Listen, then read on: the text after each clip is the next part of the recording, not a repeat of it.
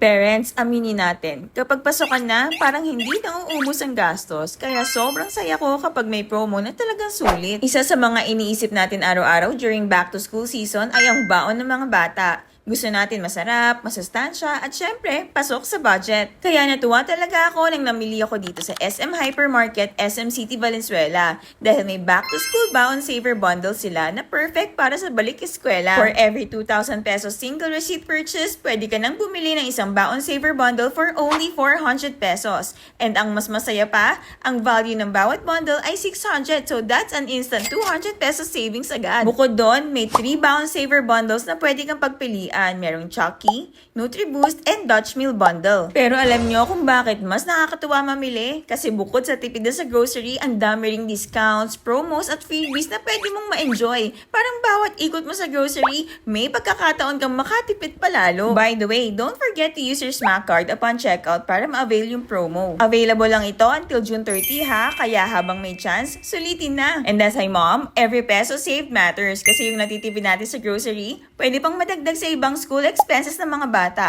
Ikaw, anong grocery tip ang ginagawa mo para makatipid ngayong back to school season?